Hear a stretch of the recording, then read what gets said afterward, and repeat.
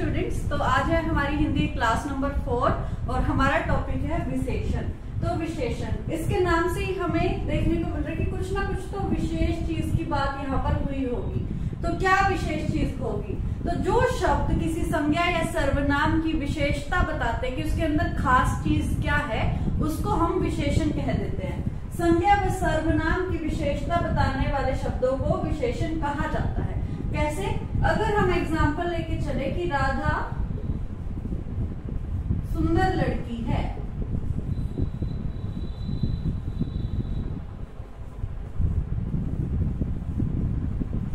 तो राधा क्या है? संज्ञा। लड़की क्या है? लड़की भी संज्ञा है। ये लड़की किसके लिए यूज हुआ? राधा के लिए। तो अब राधा की क्या विशेषता है कि वो सुंदर है, सुंदर उसकी विशेषता है। तो यहाँ पर ये क्या लिखा जाएगा कि सुंदर क्या हुआ? इस सेंटेंस के अंदर विशेषण हुआ। राधा की हमें विशेषता पता चली ना कि राधा के अंदर खास क्या है। ये खास है कि वो बहुत ज्यादा सुंदर है, उससे कोई भी अट्रैक्ट हो सकता है। उसके बाद में हम देखते हैं कि राम अच्छा लड़का है।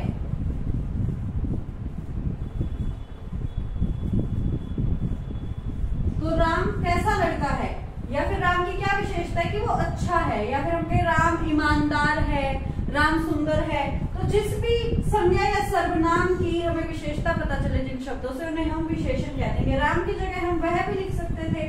तो वह क्या है? सर्वनाम है, जो हमने लास्ट क्लास में देखा था। तो वह अच्छा लड़का है, तो वह की विशेषता, सर्वनाम की विशेषता बता रहा है अच्छा, तो ये क्या हो गया? विशेषण हो गया कि वह कैसा है। इससे हमें उसकी विशेषता का पता चला। अब विशेषता जरूरी नहीं है कि सिर्फ अच्छी ही हो कि राम सुंदर है, राधा सुंदर है, राधा अच्छी लड़की है, राधा ईमानदार लड़की है। जिस चीज की नेगेटिव चीज भी हमें पता चले जिनसे, वो भी हमारे विशेषण के अंदर ही आएंगे। जैसे हम एग्जांपल लेते हैं, राम बेईमान दुकानदार है। तो यहाँ पर हमें राम की विशेषता पता चल रही है कि वो कैसा है? बेईमान है।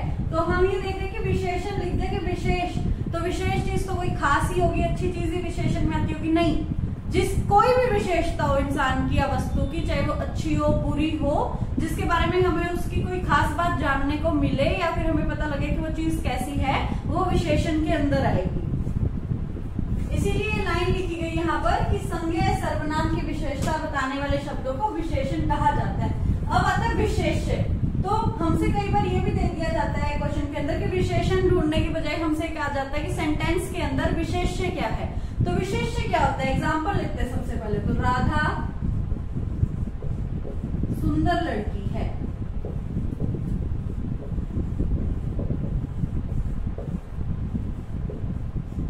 तो सुंदर हमें पता है क्या है? सुंदर है विशेषण। क्यों? राधा की हमें विशेषता पता चल रही है, विशेषण। तो विशेष्य क्या होता है? पहले इसकी डेफिनेशन देखते हैं। जिसकी विशेषता बताई जाती है उसे विशेष्य कहते हैं। तो विशेषता क्या है इस सेंटेंस के अंदर? कि सुंदर है। तो विशेषता किसकी बताई जा रही है? अब आप कहोगे कि लड़की की विशेषता बताई जा रही है, बट ये लड़की किसके लिए कहा गया? राधा के लिए कहा गया। तो विशेषता किसकी बताई गई? राधा की। तो राधा क्या होगी? विशेष्य हो गई। एक और एग्जाम्पल लिया हमने कि राम बहादुर लड़का है। तो इसके अंदर क्या आएगा कि विशेष्य कौन है? विशेष्य होगा जिसकी विशेषता बताई जा रही है। तो राम की विशेषता बताई जा रही है कि वो बहादुर है, तो राम हो गया हमारा विशेष्य। और विशेषण क्या हुआ? बहादुर, की वो बहुत ज्यादा ब्रेव लड़का है। तो उसकी विशेषता हमें पता चली, तो वो विशेषण क्या हुआ? बहादुर। तो अब ये 2 पॉइंट हमें क्लियर हो गए कि जिन संज्ञा सर्वनाम शब्दों की विशेषता जो शब्द बताते हैं वो हो गए विशेषण। विशेष्य क्या हुआ? जिसकी विशेषता बताई जाती है उसे विशेष्य कहते हैं। अब नेक्स्ट पॉइंट आया प्रविशेषण की। प्रविशेषण क्या होता है? इसको भी एक एग्जांपल से सीखते हैं। राधा बहुत सुंदर लड़की है। अब हमें पता चल गया कि संज्ञा यहाँ पर क्या है? राधा है। सुंदर यहाँ पर क्या है? विशेषण है, कि राधा की विशेषता हमें पता चल रही है कि सुंदर है। अब ये बहुत क्या है यहाँ पर? ये है प्रविशेषण, कि विशेषणों की भी विशेषता बताने वाले शब्दों को प्रविशेषण कहते हैं। विशेषण की भी विशेषता बता रहे कि सुंदर तो है लेकिन बहुत सुंदर है, सबसे ज्यादा सुंदर है, अधिक सुंदर है। तो जो विशेषण की भी विशेषता बता रहा है कि सुंदर कितना, बहुत ज्यादा, थोड़ी कम सुंदर। तो जो विशेषणों की भी विशेषता बताए, यहाँ पर जो बहुत है वो विशेषण की भी विशेषता बता रही है, बहुत ही ज्यादा सुंदर है, थोड़ी कम, पूरी साइड पे लेंगे तो थोड़ी कम बोल सकते हैं, है ना। तो जो विशेषणों की भी विशेषता बताए वो क्या हो जाएगा हमारा, ये प्रविशेषण हो गया। अब एक एग्जांपल लेते हैं, राम बहुत ज्यादा बेईमान लड़का है।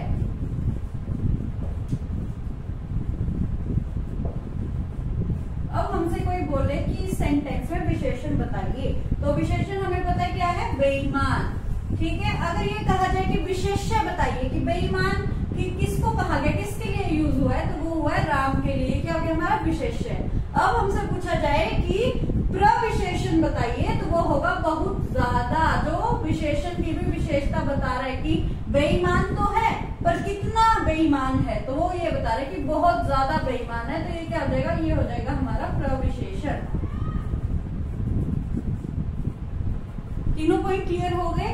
अब हम करेंगे कि विशेषण के कितने प्रकार होते हैं।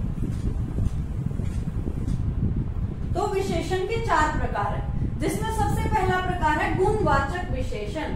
इसके अंदर क्या आता है, गुणवाचक विशेषण के अंदर किसी भी वस्तु या फिर व्यक्ति के गुण, दोष, भाव, स्वभाव, उसका रंग कैसा है, वो दिखने में कैसा है, ये सारी चीजें हमें पता चलती है, तो वो आता है गुणवाचक विशेषण के अंदर। कि सिर्फ गुण ही नहीं, जो उसके अंदर खराबी है वो चीजें भी हमें पता चले, वो किसके अंदर आएगा, गुणवाचक विशेषण के अंदर। गुण के साथ दोष भी आ रहा है, स्वभाव भी आ रहा है, रंग भी आ रहा है कि कैसा दिखने में है, वो सब आएगा गुणवाचक विशेषण के अंदर।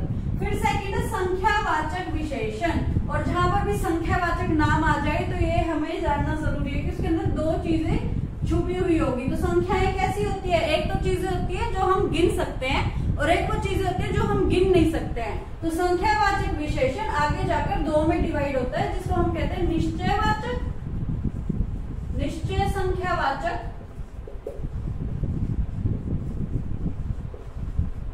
विशेषण, और दूसरा जो इसका आएगा वो आएगा अनिश्चय संख्यावाचक विशेषण।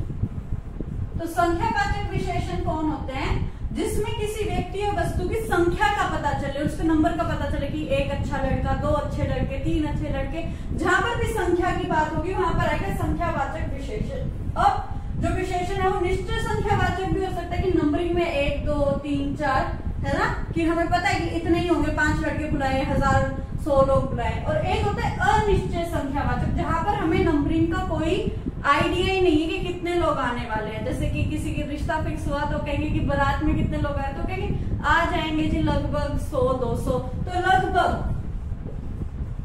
100-200। तो यहाँ पर हमें क्या संख्या का पता चल रहा है कि कितने होंगे, 100 होंगे या 200 होंगे या बीच का नंबर 150 होंगे। तो जहां पर हमें संख्या का पता नहीं चल रहा वो है अनिश्चय संख्यावाचक विशेषण। अब उसके बाद में हमारा नेक्स्ट विशेषण है सार्वनामिक या फिर संकेतवाचक विशेषण। ये बहुत ज्यादा इंपॉर्टेंट विशेषण है। ये वो विशेषण है जिसके अंदर क्या देखने को मिलेगा हमें कि संज्ञा से पहले सर्वनाम आ रहा है और उसकी विशेषता बताने के लिए आ रहा है। कैसे, यह कार राम की है, या फिर हम कहें यह राधा का घर है। अब यहाँ पर यह यूज हुआ है और यहाँ पर यह यूज हुआ है, और हमने ये देखा था कि यह क्या है, सर्वनाम है, जो कि किसके अंदर आया था, निश्चयवाचक सर्वनाम के अंदर आया था। तो यह और वह 2 सर्वनाम थे जो निश्चयवाचक के अंदर आते थे। अब यह जो है यहाँ पर दोनों सेंटेंसेस में यूज हुआ है, और ये किसकी विशेषता बता रहे हैं, यह राधा का घर है। तो इसमें विशेषता कौन बता रहा है, यह बता रहा है कि ये जो घर है ये राधा का है, यह कार राम की है। यहाँ पर कौन विशेषता बता रहा है, तो यह विशेषता बता रहा है। और कार क्या है, संज्ञा, नाम है किसी वस्तु का, तो किसी भी वस्तु, प्राणी आदि का नाम क्या कहलाएगा, संज्ञा कहलाएगा। राधा भी संज्ञा है, नाम है किसी लड़की का। यह क्या है, ये सर्वनाम है। बट जहां पर सर्वनाम किसकी जगह पर यूज हो गया है, विशेषण, विशेषता बताने के लिए यूज हो गया है, उसको हम क्या कहेंगे, वो क्या है, सार्वनामिक या संकेतवाचक विशेषण। की संकेत मिल रहा है हमें कि ये जो पर्टिकुलर कार है ये राधा की है, हमें संकेत मिल रहा है कि किसकी है। तो सार्वनामिक विशेषण क्या हुआ कि संज्ञा से पहले सर्वनाम आ जाए और वो उसकी विशेषता बताने का कार्य कर रहा है, तो वो हो गया सार्वनामिक विशेषण या फिर संकेतवाचक विशेषण। फोर्थ हमारा विशेषण है परिमाणवाचक विशेषण। तो परिमाणवाचक का क्या मतलब होता है, जहां पर भी हमें देख लेंगे परिमाणवाचक, जो कि हमने संज्ञा में भी देखा था, तो वहां पर वो वस्तु आ जाती है जो नाप तोल कर हम यूज करते हैं। तो नाप तोल वाली वस्तुओं का जो विशेषण लगेगा कि 5 किलो ये फलाना ढिमकाना, तो जो नाप तोल करने वाली चीजों का विशेषण लगेगा वो लगेगा परिमाणवाचक विशेषण के अंदर। तो हमारा पहला विशेषण का प्रकार है गुणवाचक विशेषण। तो इसकी क्या डेफिनेशन है, जिन विशेषण शब्दों से किसी व्यक्ति या वस्तु के गुण, दोष, दशा, स्थिति, आकार, स्वाद आदि का बोध हो उसे गुणवाचक विशेषण कहते हैं। तो उसकी बुरी चीज हो चाहे अच्छी चीज हो, उसके गुण हो या फिर उसके दोष हो, उसकी स्थिति कैसी है, उसका आकार कैसा है, उसका रंग कैसा है, तो जो भी उसके अंदर का गुण है वो हमें कौन दर्शाएंगे, गुणवाचक विशेषण। तो अगर हमें एग्जांपल दे दिया कि यह साड़ी लाल रंग की है, तो लाल विशेषण है, तो हमें क्या देखने को मिला, रंग। तो रंग क्या है, वो उसका गुण है, तो वो आएगा गुणवाचक विशेषण के अंदर। दशा या स्थिति कि उसके बहुत कम नंबर आए हैं, तो बहुत क्या हो गया, उसके अंदर उसका गुण हो गया कि बहुत कम नंबर आए। उसकी दशा का हमें पता चल रहा है कि उसकी दशा अच्छी नहीं है, वो बहुत खराब चीज ले आया है, तो उस चीज की दशा कैसी खराब है, तो वो आ गया गुणवाचक विशेषण के अंदर। तो ये जो मेन की पॉइंट्स जिसका हमें ध्यान रखना है कि गुण हो गया, दोष हो गया, दशा, स्थिति, आकार, स्वाद, रंग, ये जहां पर भी हमको एज अ विशेषण देखने को मिले तो आ जाएंगे गुणवाचक विशेषण के अंदर। इसका एग्जांपल है राधा सुंदर लड़की है, तो सुंदर क्या हो गया, उसका गुण हो गया, तो वो किसके अंदर आई, गुणवाचक विशेषण के अंदर। दोष क्या हो सकता है राधा के अंदर कि राधा चिड़चिड़ी लड़की है, तो वो उसका दोष हो गया, वो भी किसके अंदर आया, गुणवाचक विशेषण के अंदर। ठीक है, आकार में क्या आ सकता है, राधा मोटी लड़की है, राधा पतली लड़की है, तो ये किसके अंदर आ गया, गुणवाचक विशेषण के अंदर। उसके बाद में हमारा सेकंड प्रकार है संख्यावाचक विशेषण। हमने पहले भी देखा था कि संख्यावाचक विशेषण के दो भेद हैं, निश्चय संख्यावाचक विशेषण और अनिश्चय संख्यावाचक विशेषण। पहले हम देखते हैं कि संख्यावाचक विशेषण क्या होता है, जिन विशेषण शब्दों से किसी व्यक्ति या वस्तु की संख्या संबंधी विशेषता का बोध होता है उन्हें संख्यावाचक विशेषण कहते हैं। कि नंबर का हमें पता चल जाए कि 1 नंबर पे आए, 2 नंबर आए, 3 नंबर आए, 3 गुना है, 4 गुना है, तो संख्या से जो भी रिलेटेड विशेषण होंगे वो आएंगे संख्यावाचक विशेषण के अंदर। तो इसका पहला प्रकार जो संख्यावाचक विशेषण का है वो है निश्चय संख्यावाचक विशेषण। जो विशेषण निश्चित संख्या का बोध कराता हो कि हमें नंबरिंग पता होगी, 1 है, 2 है, 3 है, 4 है या 100 है, जितने भी हमें पूरा अच्छे से पता है कि इतने ही है, इससे ना ज्यादा है ना कम है, तो हमें पूरा पता है कि इतने ही नंबर हैं, तो निश्चित संख्या है कि हमें जानकारी है कि कितने लोग होंगे या फिर कितने नंबर पे उसकी रैंक आई है, उसके कितने नंबर आए टेस्ट के अंदर, बिल्कुल सटीक जिसका हमें पता है वो आएगा निश्चित संख्यावाचक के अंदर।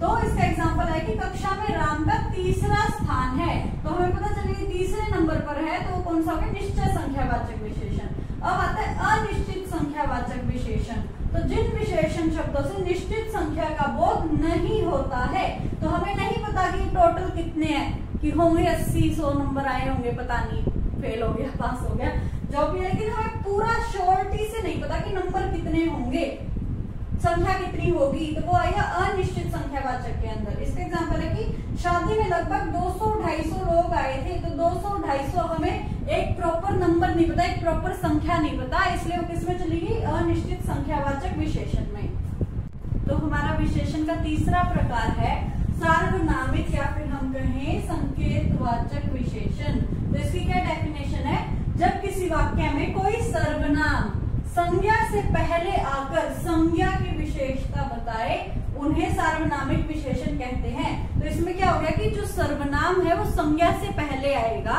और वो संज्ञा की विशेषता बता रहा होगा। वहां पे एग्जाम्पल से सीखेंगे, यह लड़की बहुत बुद्धिमान है। तो लड़की हमने हमारी सेकंड क्लास में देखा था संज्ञा के अंदर कि लड़की कौन सी संज्ञा है, जातिवाचक संज्ञा है। तो संज्ञा से पहले क्या है, यह हमने हमारी थर्ड क्लास में देखा था कि यह जो होता है वो निश्चितवाचक सर्वनाम होता है। तो यह जो है वो सर्वनाम है, लड़की संज्ञा है। तो इसमें क्या कहा कि सर्वनाम संज्ञा से पहले आए, तो सर्वनाम संज्ञा से पहले आ गया और उसकी विशेषता बता रहा है कि बहुत बुद्धिमान है, कि यह लड़की बहुत बुद्धिमान है। और यहाँ पर यह से क्या संकेत हुआ कि ये जो लड़की है, इस लड़की के ऊपर संकेत हुआ कि यही लड़की, इसी को सेंटर ऑफ अट्रैक्शन दिया गया कि यही जो लड़की है वो बहुत बुद्धिमान है। तो यहाँ पर जहाँ पर सर्वनाम पहले आ जाए संज्ञा से और उसकी विशेषता को बताए कि यही लड़की जो है वो बहुत बुद्धिमान है, तो वो कौन से हो जाएंगे, सार्वनामिक विशेषण हो जाएंगे, या फिर हम कहें संकेतवाचक विशेषण हो जाएंगे। एक और एग्जाम्पल है, उस गाय को चारा डालो। तो उस गाय को, तो गाय जो है वो संज्ञा है, उस जो है वो सर्वनाम है। तो उस गाय को चारा डालो, यहाँ पर विशेषण हुआ सार्वनामिक विशेषण कि उसी गाय को चारा डालना चाहिए। उस गाय को विशेषण आ गया यहाँ पर और संकेत भी हमें मिल गया कि उसी गाय को चारा डालना है, तो वो आएगा सार्वनामिक विशेषण के अंदर। इसको सिंपल सा फंडा जो इसका याद करने का वो ये है कि जहां पर भी हमें संज्ञा से पहले सर्वनाम दिख गया और वो उसकी विशेषता को बता रहा है, तो वो हो गया सार्वनामिक विशेषण। उसके बाद में हमारा लास्ट जो प्रकार है वो है परिमाणवाचक विशेषण। तो जिन विशेषण शब्दों से किसी वस्तु के नाप तोल का बोध होता हो, नाप तोल संबंधी विशेषता का बोध होता हो, तो उसे हम क्या कहेंगे, परिमाणवाचक विशेषण। जहां पर भी परिमाणवाचक आ गया उसका संबंध नाप तोल से होता होगा, वो चीजें जो हम नाप तोल कर यूज करते हैं कि 5 लीटर दूध, 6 लीटर पानी, 1 तोला सोना, 100 किलो आलू, तो जो नाप तोल करके हम यूज करते हैं उनसे संबंधी विशेषता का बोध कराता हो, तो वो आएगा हमारा परिमाणवाचक विशेषण के अंदर। एक एग्जाम्पल है, 5 लीटर दूध दे दीजिए। तो यहाँ पर हमें निश्चितता का पता चल रहा है, निश्चय परिमाणवाचक कि 5 लीटर दूध। तो 5 हमें पता चल गया कि संख्या कितनी है, सिर्फ 5, ना तो वो 5 से ज्यादा डालने वाले, ना वो 5 से कम डालने वाले जिससे भी हम दूध ले रहे। तो 5 लीटर दूध दे दीजिए। परिणामवाचक विशेषण में भी हमारे पास 2 भेद निकल कर आए। एक तो है निश्चय परिमाणवाचक, जिसका एग्जाम्पल हमने देखा कि संख्या की निश्चितता का पता चलेगा, 5 लीटर दूध है। और दूसरा एग्जाम्पल, थोड़ा दूध दे दीजिए। अब हमें यहाँ पर संख्या का नहीं पता चल रहा कि कितना, 1 लीटर, 2 लीटर, थोड़ा कितना होता है उसको समझ ही नहीं आ रहा है। अगर हम वहां पर ये पे लिखते कि 1 कप दूध दे दीजिए, तो भी हमें संख्या का बोध हो रहा है, निश्चितता का बोध हो रहा है कि 1 ही कप डालेगा वो, ना उससे ज्यादा ना उससे कम। बट थोड़े में वो कितना डालेगा किसी को नहीं पता। तो ये कौन सा हुआ, ये हुआ अनिश्चय परिमाणवाचक, अनिश्चय परिमाणवाचक विशेषण।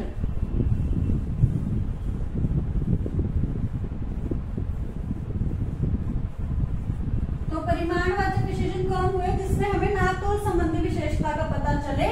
ये 2 प्रकार के हो सकते हैं, एक तो निश्चय परिमाणवाचक, एक अनिश्चय परिमाणवाचक। निश्चय परिमाणवाचक में हमें संख्या का बोध होगा, संख्या की निश्चितता होगी, और अनिश्चय परिमाणवाचक में संख्या का बोध नहीं होगा कि कितनी संख्या है वो हमें नहीं पता। तो इसी के साथ हमारा विशेषण का टॉपिक खत्म होता है। अगर आपको वीडियो अच्छी लगी हो तो प्लीज वीडियो को लाइक कीजिएगा, चैनल को सब्सक्राइब कीजिएगा। Thank you so much.